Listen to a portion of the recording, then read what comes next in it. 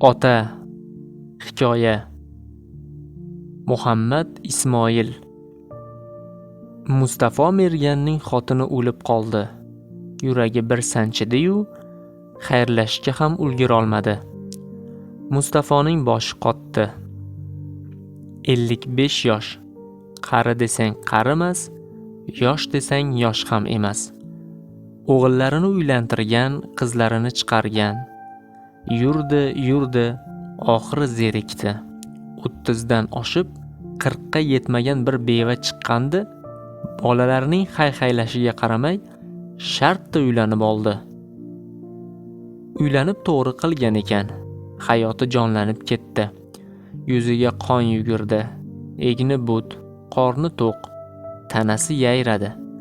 Kunda kunora yangi xotin bilan yetaklashib bozorga boradi. Har xil mevalardan oladi. Kelinning ko'ngli tusagan ko'ylaklarni olib beradi. Qiziq hangomalar aytib chaqchaqlashadi. Joni boricha urinib, yosh xotinning ko'nglini ovlashga tirishadi. Ammo katta qizi u yo'qligida kelib, rosa janjal ko'taribdi.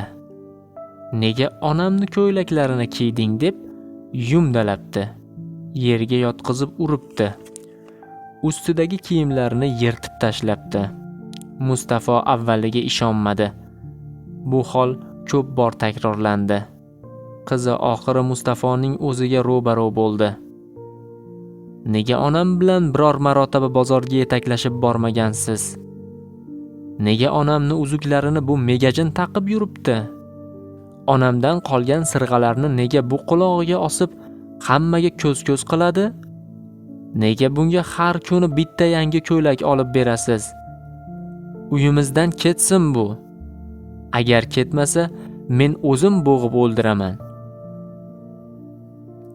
Qizim, men baxtli yashayotganimdan sen baxtli emasmisan? Hammang uyingga ketasan, men ovqatsiz qolib ketdim. Hech biring meni o'ylamading.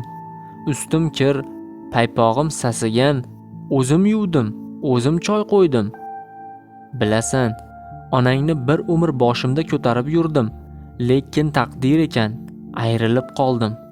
Bu ayolga ermakka uylanganim yo'q. Hali yashashga majbur ekanim uchun uylandim. Meni hurmat qilsang, uni hurmat qil. Meni ovuntirib yurgani uchun unga rahmat ayt. Yaqinda farzandli bo'lamiz. Bu uyni shu o'gay onangga xatlab beraman.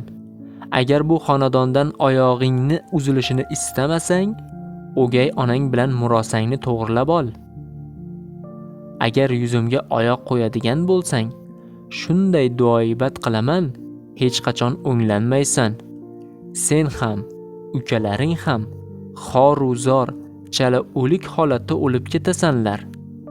Meni bekorga Mustafo mergan deyishmaydi. Meni duoibatim albatta nishonga tegadi. Qiz murosaga ko'nmadi. Mustafo mergan yo'qligida ukalari bilan kelib, o'gay onani to qornidagi bolasi tushguncha yumalatib tepdi. Mustafo mergan 10 kun shifoxona ostonasida yotdi. Bolalarining qilmishi uchun 10 kun qon yig'ladi. Soqollari o'sib, cho'pday ozib ketdi. Bolalarining birontasiga qayrilib qaramadi. Xotini shu o'nglanmadi. Yana bir yilga yaqin yashadi. Rangi sap-sariq bo'lib, bu yorug' olamni tark etdi. Mustafo tobut ortidan yalang'oyoq, yalangbosh, kiyimining tugmalari qadalmagan, aftoda holatda bo'zlab bordi. Birinchi xotini o'lganda jimgina ko'z yosh to'kkan bo'lsa, bu xotini o'lganda o'kirib faryod chekdi. Uning dodu faryodiga butun qishloq ahli yig'ladi. Bolalari kiygazgan cho'ponni loyga uloqtirdi. Ko'kragiga mushtlab, yuzini timdalayverganidan a'zoyi badani momotaloq bo'lib ketdi. Shundan so'ng Mustafo mergan ko'p yashamadi. Qabristonga oyoq yalang qatnay qabr tepasida o'lib qoldi. Ertalab qabrni quchoqlab tarashaday qotib yotgan holatda topishdi. Oradan yillar o'tdi. Odamlar bu voqealarni allaqachon unutib yuborishgan bo'lardi. Ammo bu voqealarni bot-bot esga solib turadigan narsa shuki, Mustafoning o'limidan so'ng ko'p o'tmay katta qizi bir qo'l, bir oyog'i shol bo'lib 15 yil falaj yotdi. Mustafo aytganiday, o'limni orzu qila Haqqa jon omonatini topshirdi. Xudo ham uning jonini 15 yil olmadi. Qiz 15 yil it azobida yashadi.